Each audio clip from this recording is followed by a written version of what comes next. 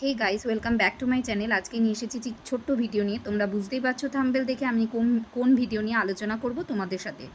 আজকে যেহেতু শ্রাবণ মাসের তৃতীয় সোমবার, তাই শিব ব্রত কথা নিয়ে তোমাদের সাথে আলোচনা করব। তোমরা বুঝতেই পারছো এই শ্রাবণ মাসের তৃতীয় সোমবারে যারা উপবাস করে থাকে তাদের মনোবাসনা অবশ্যই পূরণ হয়ে থাকে। তবে শোনো, পুরাকালে অমরপুর নামে একটি নগরে এক ধনী ব্যবসায়ী বসবাস করতেন। দূর দূরান্তে তার নাম যশ ব্যবসা ছড়িয়ে পড়েছিল। ঐশ্বর্য মান যশ সব থাকা সত্ত্বেও সেই ব্যবসায়ীর কোনো সন্তান ছিল না।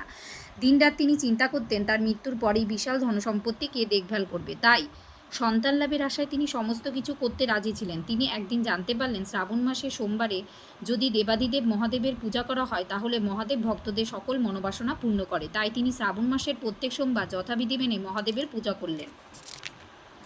ব্যবসায়ীটির নিষ্ঠা ভক্তি দেখে শিবজয়া পার্বতী ভগবান শিবজিকে বললেন, এই ব্যবসায়ী আপনার একজন সত্যিকারের ভক্ত। সে শ্রাবণ মাসের প্রত্যেক সোমবার যথাবিধি মেনে আপনার পূজা করেছেন, তাই এই ব্যবসায়ীর মনোবাসনা আপনার পূর্ণ করা উচিত। তাই ভগবান শিব পার্বতীকে বললেন, এই পৃথিবীতে সমস্ত মানুষকে তার কর্ম অনুসারে ফল প্রদান করা হয়। পার্বতী এই কথা শুনে বললেন, আপনাকে কিন্তু এই ভক্তের মনোবাসনা পূর্ণ করতে হবে, কারণ সে অন্য পাঁচজনের থেকে আলাদা। দেবী পার্বতীর এই আগ্রহ দেখে মহাদেব পার্বতীর কথা ফেরাতে পারলেন না।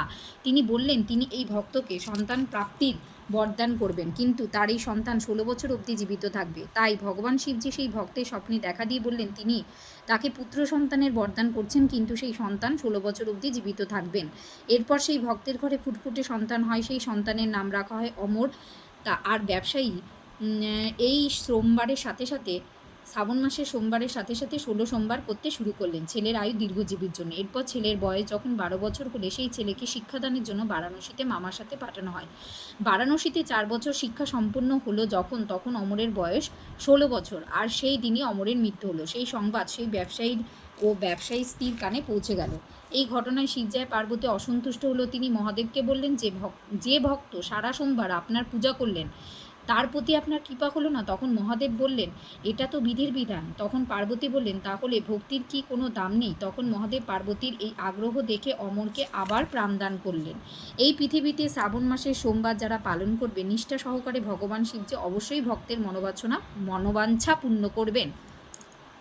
তোমাদের যদি এই ভিডিওটি ভালো লেগে থাকে অবশ্যই সাবস্ক্রাইব, কমেন্ট, শেয়ার করতে ভুলবে না। ধন্যবাদ।